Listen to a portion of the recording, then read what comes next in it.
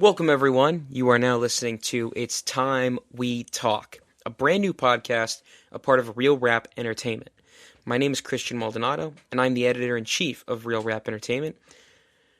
If you're interested, please feel free to check out any and all of the work by myself and my talented colleagues at realrapentertainment.com or click the link in the description box below. Without further ado, I feel like it is necessary, I would like for us to get into episode 1, because it is time we talk about Tottenham Hotspur. Now, it is not breaking news for me to tell you that Tottenham Hotspur are really, really bad. I mean, this is a team that has not won a Premier League game in 2026. When I'm recording this, it is March 25th. It is March 25th. We are on the verge, right now we are in the middle of an international break, and Spurs have still not won a Premier League game since December 28th, a 1-0 win away from Crystal Palace. One of the craziest parts, too, is if we look at the Premier League, when we look at home form, they are dead last in the Premier League, 10 points this year at home. I mean, this is one of the oldest teams in England. The 10th oldest team currently in the Premier League. They were founded in 1882. They're older than Liverpool, Chelsea, Arsenal. And as one of the biggest clubs in England, they're facing a situation that we've not seen in a very long time. Even bigger than Leeds going down. I would say even bigger than that in the early 2000s. Spurs are currently considered one of the big six.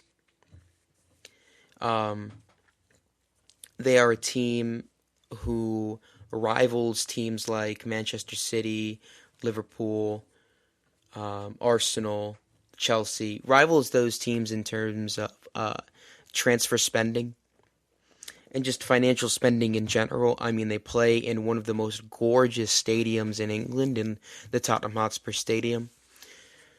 It is an incredible piece of artwork, but that same location could be host to Lincoln. It could be host to Lincoln. Could be host to. I'm not really that familiar with the League One table and who's coming up, but the fact that that's going to be the host of Preston, Norwich, you know what I mean? Teams like that. Spurs playing in the championship, it is a bit of a laugh for a lot of people because, it's a big team with a very big and passionate fan base going down. A team that for some people, especially fans of London clubs, easy to not like. But it's interesting to look into what this could really mean for Spurs. Now, right now, if you look at their active squad, it really isn't that bad. Spurs are currently sitting 17th on 30 points, 1 point above West Ham, who are in 18th in the relegation zone. And for Spurs, looking at their squad, now I know that there's been a lot of injuries. They've had a lot of guys, Ben Davies, Yves Bissouma, Rodrigo Bentancur, James Maddison, Dejan Kulusevski, Lucas Bergvall, Mohamed Kudus, Wilson Odobert, and honestly, there's probably been more in between. And if you look at the transfer value of some of the players that we're talking about, most of them are above 30, 40 million pounds. It's just incredible. I mean, looking at this team, there's no way that this team should be in the relegation zone. But I honestly think, the appointment of Thomas Frank in the summer of 2025, in my opinion, I thought it was an excellent piece of business. I thought, Spurs got one of the best available managers on the market. He had done such good work at Brentford that there really wasn't anything bad that you could say about that appointment. I think it was ambitious, but not too ambitious. I think it was a safe appointment at the time. And of course, hindsight is an absolutely gorgeous thing. But I think when you look at the statistics and you look at some of, you know, not even the statistics, just if you watch them play, just using the eye test, it is clear that this team, something is just not right. It's not just one thing. Thomas Frank, when he left Spurs, after a 2-1 loss to Newcastle on February 10th. After they had just lost to Man United, they had drawn with Tottenham, and they were actually doing pretty well in the Champions League. They were actually doing pretty well. But, they were lingering in, I believe, 15th, 14th, something, maybe even lower than that. And when you're in that situation, when you're at a club like Spurs, who are in the Champions League, who finished 17th last year in what was the worst year in the club's history. Not even before they got guys like Harry Kane and Heung-min Son did they ever finish 17th. It was just incredible. And it definitely felt like Thomas Frank had to go. And I'm perfectly okay with anybody who thinks that way, because that's honestly probably the truth.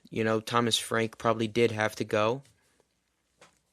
And despite how bad they were, there's not really anything you can do to defend that decision.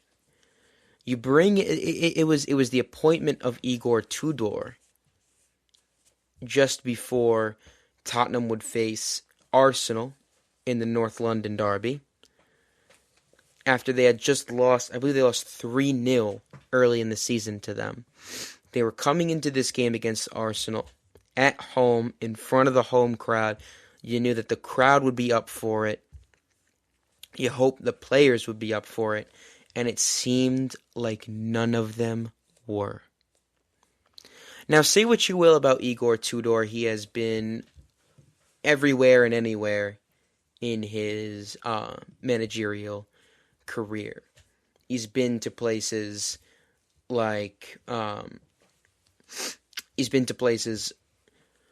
Hajduk Split in his native Croatia. He's been to Galatasaray, Udinese, Juventus, Marseille, Lazio, back to Juventus. And after getting sacked in October of 2025, he then took the job at Tottenham in February. And, like I said, say what you will about his career. He had a sub 50% win percentage at Juventus, which is what led to him losing his job less than a year in it. But, averaging 1.6 points per game. But he has now been Tottenham Hotspur boss for 7 matches. He's won 1, which was the throwaway game against Atletico Madrid, in which they pretty much had already lost in their 2-legged tie with Atletico. A draw, which was to Liverpool. An impressive draw, honestly. Liverpool team that wasn't playing well, but Spurs did enough to get a draw and sort of kick back into a draw at Anfield, which is a tough place to go to no matter how bad Liverpool are. It's never a guarantee you're going to get a win at Anfield. So that was a little impressive. It gave me a little bit of hope for them, I'll say. Maybe if they can win that game, that they can do something. But he's also lost 5 games. And he's only been in the job for about maybe a month and a half now. And he's already on the precipice of getting sacked. A lot of places have said that had his father not passed away. It's crazy for me to say this, but, his father passing away is what has delayed the announcement that he's going to lose his job, which is so sad and so upsetting. But it looks like Tottenham are going to go in a different direction. But the thing is, there's only, 7 games left for Spurs? Spurs have played 31 games. There's 7 games to go, and we're going to go over who they have left. They currently have 30 points. The popular sentiment is that most likely 39, 38, 39 points is what's going to guarantee safety. Because it's going to be tough for West Ham to get that many. It's going to be tough for Forest to get that. It's going to be tough for those teams to surpass 39 points. Meaning a team like Crystal Palace, I think, despite having 39 points, they do have a game in hand over all the teams below them and all the teams above them. So I think they're pretty much safe. It's Leeds, Forest, Spurs, West Ham. The rest of them, Burnley and Wolves, I think are already gone. But with Spurs, they're now pretty much guaranteed to make the announcement that Igor Tudor will leave the club by mutual consent. There has been a lot of talk about Roberto De Zerbi, the former Brighton and Marseille boss, about him coming into the fold and potentially becoming the boss until the end of the season at Spurs. And I think this is an interesting thing. We'll talk about this. We'll talk about De Zerbi. I think De Zerbi is a decent coach. I think he's a hothead, which at the right club can be a good thing, but it seems like, he did well at Brighton with his development of youth, with getting a team of players who didn't have that much name value and getting them to be successful, getting them to, stay consistently in the Premier League, even post De Zerbi. You see, right now they're in 10th. Fabian Hurtzler, I don't think he'd be able to get the success that he would without Roberto De Zerbi sort of laying out the groundwork. And I think it would be an interesting appointment.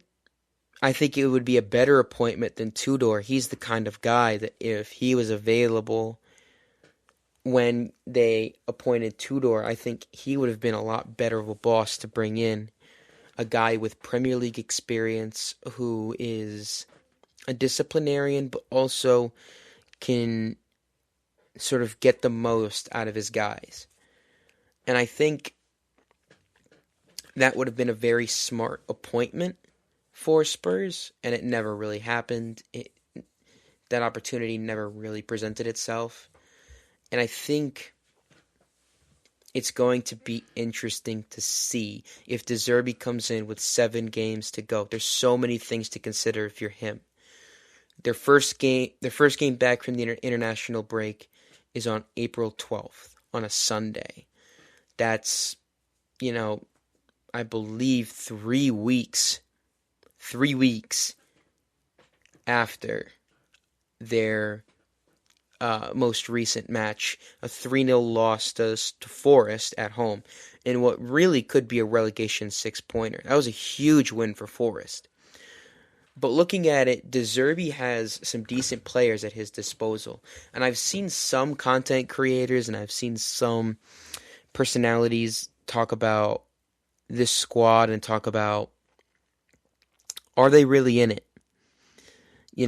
For some of them, is it better for them to sort of half-ass it and go down? That way they can get a move away a lot easier. Because it seems like there are some people, and I'm not going to name names because I don't want to, I don't want to put feelings or thoughts or words in anybody's mouth. But it definitely does seem like there are some guys who would very much benefit from leaving this club. And maybe going down wouldn't be so bad for them. Their price would go down, a lot more teams would be able to afford them. Anyway. Looking at Roberto De Zerbi, I think it would be a very decent appointment. I'm not really sure who else you could bring in. A lot of people were talking about bringing in a Spurs guy. Who are the Spurs guys? Ryan Mason? I mean, Jurgen Klinsmann? I mean, Ledley King? I don't know. Did you bring in someone like Sean Deitch? I mean, I think De Zerbi is the best out of the possible people that they could bring in.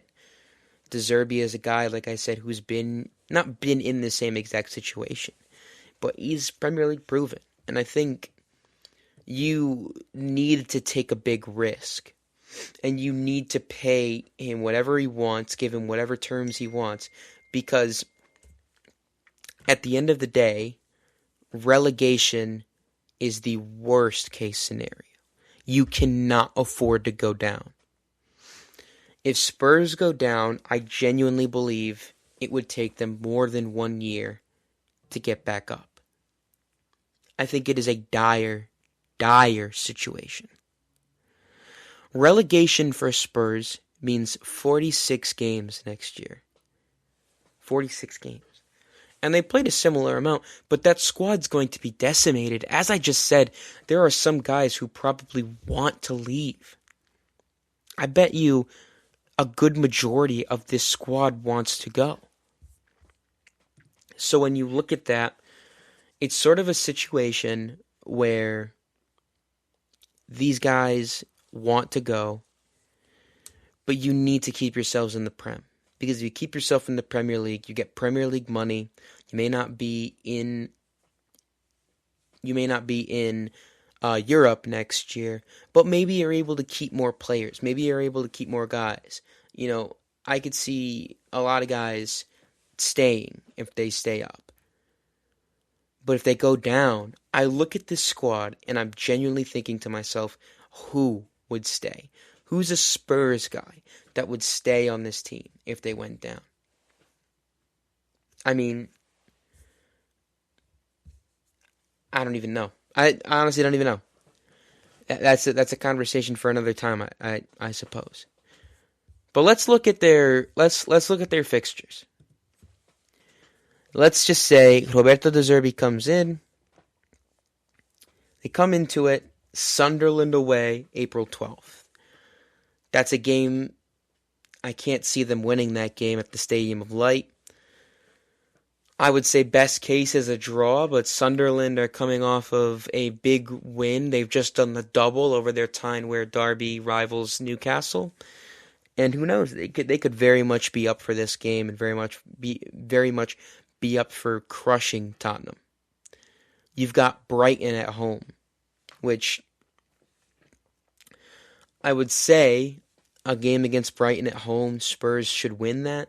But Spurs have been absolutely dreadful on the road, at home, I should say. They've been absolutely dreadful at home. They just lost 3-0 at home to Forest. The last time Spurs won a Premier League match at Tottenham Hotspur Stadium, December 6th, 2025, they won 2-0 against Brentford. It's been almost 4 months since the last time they won a Premier League game at home. I mean, it really is fantastic. I mean, look, there's a possibility. Like I said, it all depends on if De Zerbi is the guy in the job. I know it can't be Tudor. Tudor cannot be the manager when Tottenham welcome Brighton on April 18th. He can't even be the manager when they go to Sunderland. He can't be. And he won't be. But it'll be interesting to see what ownership at Tottenham does. After that is a match away to Wolves. And the Wolves have been playing some pretty good football as of late. While they are sitting dead last in the Premier League with 17 points, if we look at their last fixtures in the Premier League, draw away to Brentford, win at home to Liverpool, I should say. Win at home to Aston Villa. They drew at home to Arsenal. So they're in good form in the Premier League. I think it'll be really tough for Spurs to go to Wolves and win. I think they will. I think they will win that game. And if they draw at Brighton, that's 4 points out of their next 12. That puts them to 34 points. If they do that, they would need to find a way to find 4 or 5 more points out of their last 4 games. And looking at all 4 of these games, I think they lose them all. Villa away. Villa away, maybe they could get a draw out of that because Villa are playing Europa League football still. And I think that they'll make it pretty deep. May 2nd, that'll be around the time of the semifinals, I believe. Maybe the quarterfinals. I think that'll be around the time of the semifinals. But I think Spurs could draw that game, depending on, because it's a Saturday. I don't know if they actually have the fixtures for that late on. But I believe that'll be I don't know. I don't know if that'll be a Saturday or a Sunday game. I assume that'll be a Sunday game. But I still think that's a very quick turnaround for Aston Villa. And I think that they will. I could see that being a draw. Home to Leeds. Leeds are not out of the woods yet. That'll be a very big game in the relegation battle. And I think Leeds win. I think Chelsea win when they welcome Tottenham the week after that. And I think Tottenham, I don't think they beat Everton. So I think it'll be super close. But I think the fact that they're in this situation, relegation means parachute payments. But like I said, it means that this squad gets decimated. Absolutely decimated. It puts the situation, you're playing in a spaceship ground, a beautiful stadium in the championship. And that is embarrassing. That's embarrassing for the fans. That's embarrassing for the players. That's embarrassing for the coaching staff. That's embarrassing for ownership. And they just can't afford to do that. They need to do whatever they need to do. But they're in a situation where I think it may be too little too late. And I think that's the reason why I think we need to talk about them. Because earlier on in the year, in January, we all thought, oh my goodness, imagine if Spurs go down. But we never really thought it was a real possibility. I never did. You know what I mean? I never thought so. But it's just such a crazy situation we find ourselves in, with Spurs on the brink of going down. Now that all depends on if West Ham can outscore Spurs when it comes to points. I don't even know if that's the right way of saying it. Obviously, Burnley is not going to catch them. Burnley's not going to catch them on 20 points. But I think Forest are better. I think Leeds are better. West Ham and Spurs, I think it'll be between those two teams. And they don't play each other again. So it'll be interesting. West Ham, if we look at their fixtures, they've got some tough games, including home to Leeds on April 5th. Oh, that's in the FA Cup, excuse me. Home to Wolves, I meant. Away to Crystal Palace, home to Everton, away to Brentford, home to Arsenal, away to Newcastle. So it's not like they're in a crazy good position either. But I think we need to start being more serious about Spurs. They are in such a terrible situation. And I think something needs to change. Something needs to change. De Zerbi coming in, does it solve the issues? Maybe in the short term. And maybe if he keeps you up, maybe he keeps Spurs up, maybe he takes the job full time and he's able to build something at Spurs. Maybe they'll give him the time and the patience. But, like I said, we can keep talking about it and we got to see what happens. I've been Christian Maldonado from Real Rap Entertainment. This has been It's Time We Talk, Episode 1, talking about Tottenham Hotspur and their precarious position. Thank you all for listening. I very much appreciate it. If you'd like to check out more of my work, I write for Real Rap Entertainment as the editor-in-chief. Please visit realrapentertainment.com. I'll leave the link in the description box below as well. If you've appreciated, please show some support. Leave a like on this podcast. Let me know what you think. Very much appreciate it, like I said, for the millionth time. Thank you all for listening, and I will see you on the next episode.